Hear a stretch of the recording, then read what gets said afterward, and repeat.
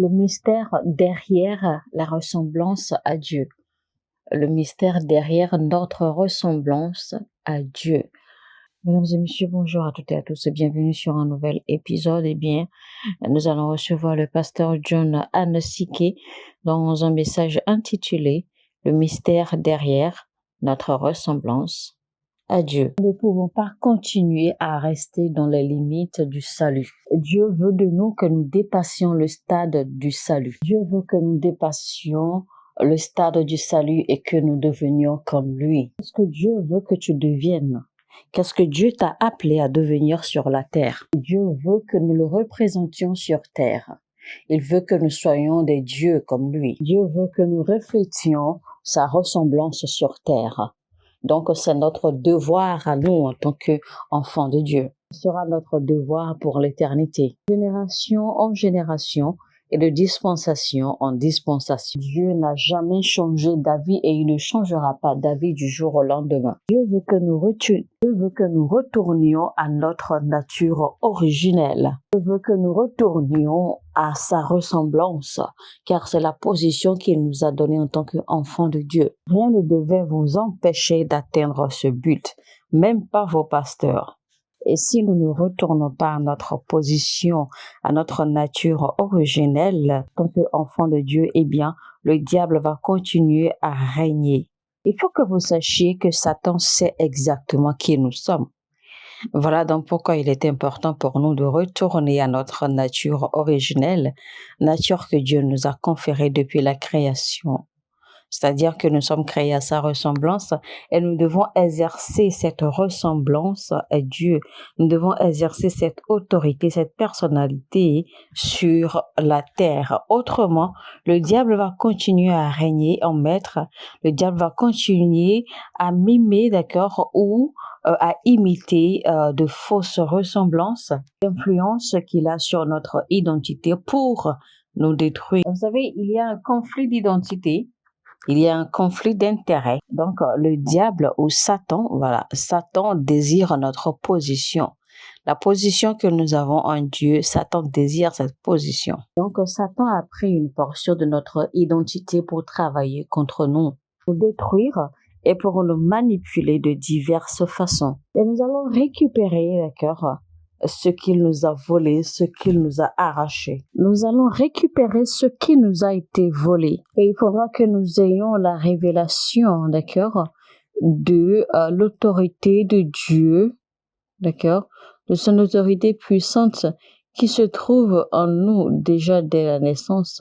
Ce n'est pas quelque chose qui a besoin de faire un dessin sur notre corps pour nous incorporer en fait, toutes les réalités ou toutes les connaissances, culturelles et culturelles qu'il faut connaître. Il faut aussi comprendre que ce n'est pas une autorité que Dieu nous a donnée, car l'autorité que Dieu nous a donnée, en fait, Dieu nous a créés avec l'autorité. L'autorité de Dieu est innée en nous parce qu'il nous a créés à sa ressemblance. Il est dit clairement dans Genèse 1:26, « Créons l'homme ». Faisons l'homme à notre image, à notre ressemblance. Donc, nous avons le devoir de manifester cette autorité que Dieu nous a conférée et de manifester notre ressemblance à Dieu sur terre. Donc, quand Dieu nous a créés avec une autorité innée.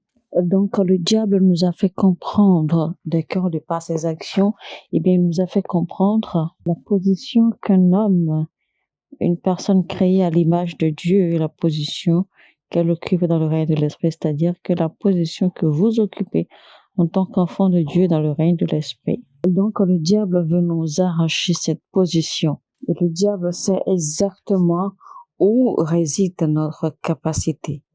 Alors, nous allons découvrir cela, dans le livre de Ésaïe. Alors, qu'est-ce que cela signifie d'être à la ressemblance de Dieu? Alors, quelle est la position ou quelles sont les positions, qui sont en dessous de la ressemblance à Dieu?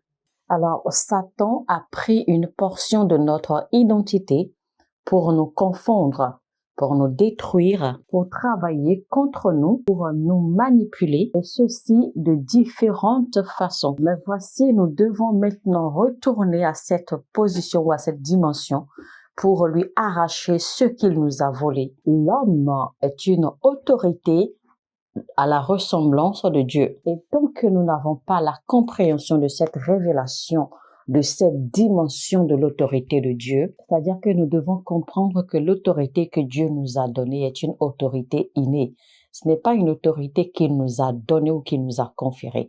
Il nous a créés, d'accord, avec cette autorité, cette habileté d'avoir l'autorité, d'avoir la dominion. Dieu nous a créés avec. Car c'est bien ce qu'il a dit. Il a dit, créons l'homme ou faisons l'homme à notre image et à notre ressemblance. Donc, comme je l'ai dit, Dieu nous a créés avec l'autorité en même temps. Et ceci est un mystère que beaucoup ne comprennent pas malheureusement. Vous êtes l'expression même de Dieu. Dieu vous a créé comme une autorité. Donc notre devoir, c'est de donner chair ou de donner expression ou de manifester la ressemblance de Dieu. Donc désormais, apprenez à parler, apprenez à communiquer, apprenez à vivre et à opérer avec cette révélation. Apprenez à toujours communiquer avec cette compréhension. Donc, apprenez également à voir les choses, d'accord, sur la base de qui vous êtes. Je sais que beaucoup ont cette mentalité où beaucoup vont dire que oui, de ne pas faire comme Dieu ou de ne pas chercher à être comme Dieu ou de ne pas chercher à ressembler à Dieu parce que les gens vous diront que oui, Dieu est Dieu tout-puissant, il est le Dieu très haut et tout cela et donc qu'on ne peut pas lui ressembler, qu'on ne peut pas faire comme lui et donc beaucoup de théories, d'accord, vont vous décourager ou vont vous polluer l'esprit, d'accord, en fait, vous détourne. C'est-à-dire que beaucoup de théories ne vont pas, en fait, vous enseigner la révélation profonde, d'accord, qui se cache derrière ce mystère. Parce qu'il faut déjà que eux-mêmes comprennent ce mystère avant de pouvoir l'enseigner. Donc, beaucoup vont dire, non, n'essaie pas de ressembler à Dieu. Dieu est Dieu, toi, tu n'es pas Dieu. Il ne faut pas chercher à faire comme Dieu, etc. Et pourtant, la Bible dit clairement, Dieu l'a dit, c'est sa parole à lui, il a dit clairement, faisons l'homme à notre image, à notre ressemblance. Ça veut dire que l'être humain que Dieu a formé, il l'a formé avec toutes les habiletés que lui, Dieu éternel, Dieu tout-puissant possède. Donc Dieu a créé l'être humain, d'accord, en y déposant toutes les habiletés et potentialités et autorités que lui, Dieu, il a. En d'autres termes, Dieu s'est représenté, d'accord, en l'homme sur la terre.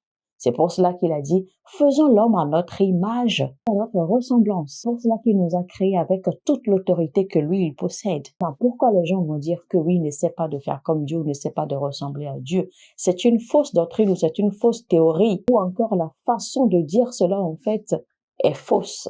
Vous voyez cela dans Genèse chapitre 1, verset 26. Et aussi, pour aller plus loin, Dieu a dit que l'homme soit ou que l'homme domine sur toute chose sur la terre, sous la terre. Dieu l'a dit clairement et ça c'est la parole de Dieu directement, ce n'est même pas la parole d'un prédicateur, ce n'est pas la parole de Jésus ou même ou ni encore moins la parole du Saint-Esprit, c'est la parole de Dieu, c'est la parole qui vient de la bouche de Dieu. En créant l'homme, il lui a conféré l'autorité de dominer, de régner sur toute chose. Il l'a dit clairement dans sa parole. C'est un commandement, en fait, qu'il donne à l'homme. Alors, nous finissons par ressembler ou par devenir ceux, d'accord, ou les choses dont nous nous embrassons. C'est-à-dire que si vous marchez avec des personnes de mauvaises mœurs, eh bien, vous finirez par être corrompus. C'est pour cela qu'il est écrit clairement dans la Bible, 1 Corinthiens 15, 33. Les mauvaises mœurs corrompent les habitudes ou les bonnes habitudes ou les bonnes valeurs. Donc, si vous marchez avec des gens de peu de foi, vous finirez par être affecté. Si vous marchez avec les gens insensés, vous finirez par adopter leur esprit. Donc, en d'autres termes, eh bien, les communications ou les relations, d'accord, peuvent influencer votre vie ou votre personnalité, ce qui est clair. Parce que, comme je l'ai dit tout à l'heure, eh bien, les mauvaises mœurs corrompent les bonnes valeurs, ce qui est clair. Donc, si vous marchez ou que vous communiquez avec de mauvais gens ou que vous communiquez avec le mal, eh bien, vous serez corrompu, vous serez influencé et vos bonnes manières ou vos bonnes valeurs vont être corrompues. Mais si vous marchez, d'accord, avec Dieu et que vous communiez avec Dieu régulièrement, eh bien Dieu va vous inculquer sa nature. Il va infuser en vous sa nature au fil du temps. Parce qu'au fil du temps, à force de rester avec lui, à force de communier avec lui, eh bien vous finirez par réfléchir, par faire les choses, par penser, par réagir en fait comme Dieu. Parce que vous aurez toujours une longueur d'avance sur les choses et sur les autres. Vous voyez ce que je dis en fait ici, ça dépend de l'influence, d'accord, sous laquelle vous grandissez ou l'influence sur laquelle vous opérez. Pour cela en fait quand la Bible parle de Enoch, eh bien Enoch est un témoignage, la vie d'Enoch en fait est un témoignage rapporté par la Bible. Genèse 5 verset 24, la Bible dit clairement que Enoch a marché dans la justice, il a marché dans la droiture avec Dieu. Donc, Enoch, en fait, en son temps, était sous l'influence ou l'autorité, la dominion, les dimensions spirituelles. Enoch, en fait, durant sa vie sur terre, en fait, il était complètement moulé dans tous les concepts, d'accord, qui décrivait Dieu. Il était moulé dans tout ce qui représentait la personnalité de Dieu. Et donc, finalement, en fait, Enoch était devenu Enoch était devenu pratiquement Dieu sur terre, juste comme Moïse, en fait. Et c'était pour ça, en fait, que Enoch n'était pas mort comme un être humain normal, comme un être humain ordinaire. Il a fallu que Dieu l'enlève, exactement comme Dieu a dû enlever Moïse, parce que Moïse était arrivé à un point où il était carrément comme Dieu. Donc, il a fallu que Dieu l'enlève. Et donc, parce qu'il ne pouvait pas mourir comme un homme, parce qu'il avait dépassé l'étape d'être humain, exactement comme Enoch. Et donc, Dieu a dû enlever Enoch. Genèse chapitre 5, verset 24. Une chose qui pratiquement prend la nature ou la personnalité complète de Dieu, eh bien Dieu ne laisse pas cette chose mourir. Dieu enlève, c'est-à-dire que Dieu rappelle cette chose à lui. Dieu enlève cette chose. Donc, Dieu ne peut enlever que quelque chose qui lui ressemble. Vous savez que Enoch, en fait, n'a pas subi l'expérience de l'enlèvement, parce qu'en fait, l'enlèvement viendra après le retour de notre Seigneur Jésus-Christ. Donc, Enoch n'a pas eu l'expérience de l'enlèvement. Dieu l'a carrément fait évaporer. Dieu l'a pris. Dieu l'a rappelé chez lui, tranquillement. Et donc, c'est pour vous dire, en fait, que vous pouvez faire la même chose si seulement vous décidez que vous êtes prêt à payer le prix qu'il faut. Parce que vous n'avez pas besoin d'attendre le retour de Christ pour subir l'enlèvement. Vous n'avez pas besoin d'attendre le retour de Christ pour pouvoir pénétrer, pour pouvoir avoir accès aux dimensions spirituelles, aux dimensions divines. Et puis les hommes, c'est-à-dire les personnes de cette génération, sont des gens qui ont perdu leur identité originelle.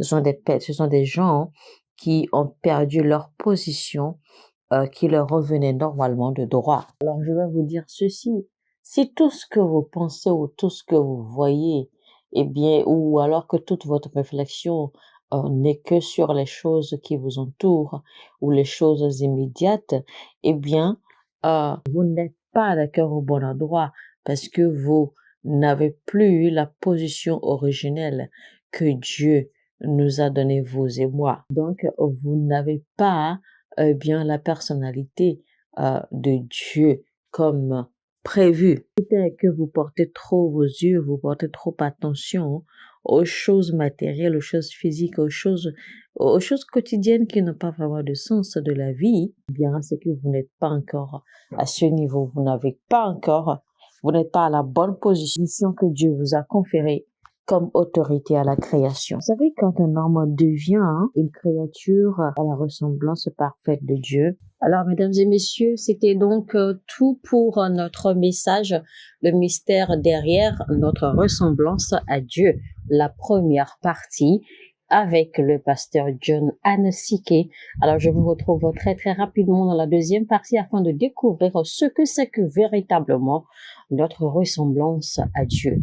Qu'est-ce que ça renferme? Quels sont les tenants et les aboutissants? Quel est le mystère qui se cache derrière? Qu'est-ce que ça compose véritablement? Alors, nous allons découvrir cela en profondeur dans la deuxième partie de notre message. Restez câblés, ne ratez surtout pas. Abonnez-vous si vous n'êtes pas encore abonné et activez la cloche de notification afin de ne rater aucun de nos messages. Et surtout, si vous avez aimé celui-ci, eh bien, likez, cliquez sur le bouton j'aime et partagez également au maximum autant que vous pouvez. Aidez-nous, d'accord, à toucher autant d'âmes, autant de vies que possible. Alléluia. Sur ce, je vous dis que Dieu vous bénisse abondamment. Shalom, shalom chez vous. Mon heure a sonné. Votre heure a sonné.